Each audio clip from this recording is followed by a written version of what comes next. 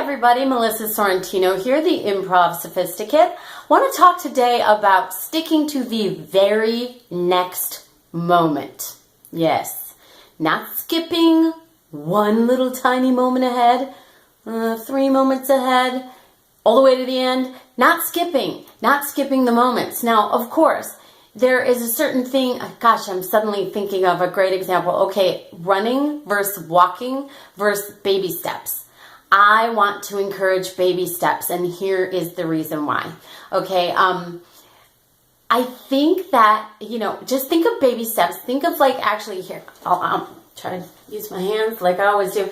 So if this is the road, right? Okay, here's the road. We're going to take some baby steps.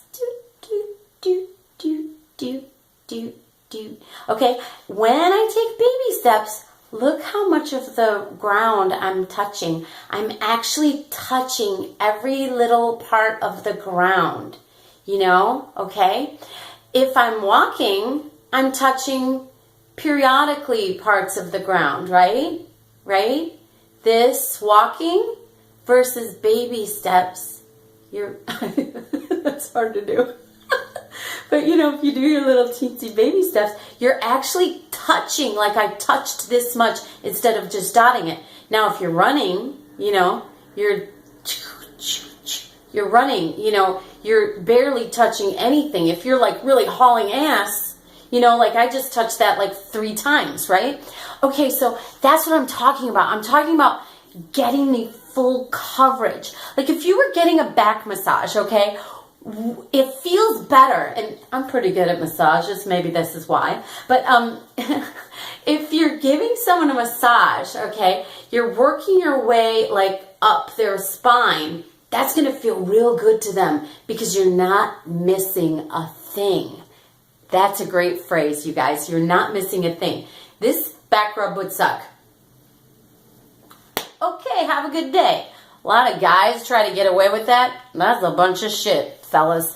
Much better if you get that full coverage and don't miss an inch of it. So when you're doing improv, if you take those baby steps, then actually now we've got some pacing stuff to get into. You take some baby steps and then maybe you start walking and then maybe you start running, and then you go back to the baby steps. So it's really all about balance. But if you're never doing that little part, which in my opinion is the way that you kind of ease into the thing, you want to ease your way. That's kind of how you start to gain traction, and that's how you start to gain pacing and gain speed, and then your scene starts to go and go and go and heighten and heighten and heighten, and oh my god, it's so funny, oh my god, that guy is so fucking hilarious. But if you start there, often instead of the audience being kind of warmed into you, this is what you do to the audience, and they're just like, ow, okay, whoa, what the fuck was that? And not everybody is gonna, that's not everybody's cup of tea. So if you kind of ease everybody sort of into your comedy, into your show, then they're kind of oh, I'm starting to get on board. Oh yeah, oh, that was kind of funny. Yeah, that was fun. Oh, that was even more funny. Oh my god. And then the next thing you know, you've got people standing ovation and they're screaming and yelling, and you got to use curse words and go into all kinds of different directions that normally people wouldn't be so keen on, but it's because you kind of eased them into it. So in regards to life now, let's just kind of connect this. If you do that with your improv, I believe your improv is more satisfying. If you never learn how to really get that baby step walk going, you're missing a huge value to how to make the art form really work. And if you miss that in your stage work, if you miss it in your life work, you're missing a lot. There is so much to be said for living in the moment. And I want to talk about something in my world that came up very recently. It's a good example. I have a lot more on this subject that I'm sure it's going to come up time and again for me for these videos. But right now it's this. Okay, so I want to do something with my garage. I want to make some changes in my garage, okay? Yeah. All right. So I went in my garage, and you know what? Okay, you guys, come with me. I went in my garage, all right, and I was looking at this one part of the garage, and this is the part that I want to do something with. So there's like I have an end goal, which is to have this particular, difference in my, oh, it's dark in here, in my garage. But right here, okay, so look, all right, how do I do this? Yeah, all right, this is what I'm talking about. You see this shelf thingy jig here? Okay, got some stuff here. Ben and I put this together when I first moved in. There, now you can kind of see it. All right, see, so there's like a surface. So we took this surface that we got a hold of, and then we put up these plastic. There's one on each side. I have a box in the center there, and then a plastic shelf. So these two plastic shelves are holding this top, and then on top of that, I put these baskety shelves things on either side, and I thought, well, that's kind of cool. And then this sort of catch-all thing, and then I put this on the top, which is just like resting here, actually. Okay. So the reason I did this is because I thought, okay, that's creating a structure. And then once I have a structure, I will, be able to use it for certain things.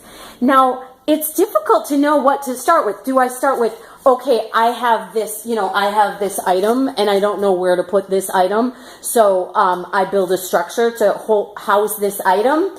Or do I first build the structure and then fill it with items that I find? So how do you do that? It's a balance, right? It's a balance.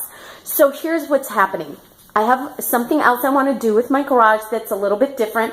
I want to use it as, I want to be able to use the space more than just have it be a storage place. So I don't want it to just be for storage. I want it to be for use. And when I do that differently, it's going to, require a little different setup. So here's what happened. I encountered that area in my garage, and I was like, what am I going to do with this?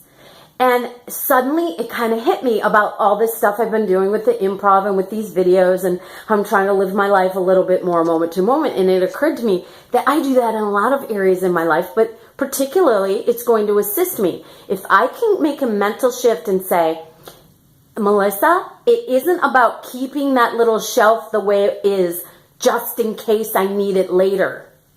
The just in case is already that's like an obstacle between me and where I want to get to, which is a workable space. So as long as I'm using these things just in case I need to store stuff, just in case I like that setup later, what about now?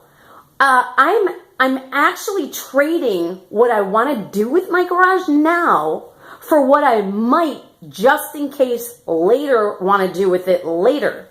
So I am not going to let that stop me. I'm going to try to make that mental shift that I'm encouraging all of us to do today, including me, that says, okay, let's get more in the moment. Rather than keeping a bunch of shit just in case, let's instead do what matters and makes sense for now. If I do what matters and makes sense for now and have faith that when just in case time comes down the road, that, what I'm doing now may no longer apply then, and that it will be time to make changes. It's not time on step 1 to skip step 2, which is that I want to use my garage, to get to step 3, which means just in case I want to store some shit later, right?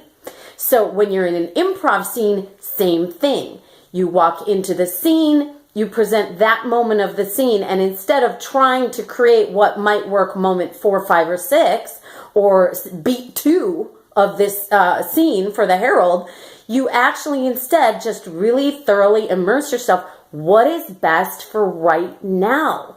And then allow that to blossom and the next petal to open and so on and so forth until we have a beautiful, beautiful scene. All right. Take care, you guys. Bye.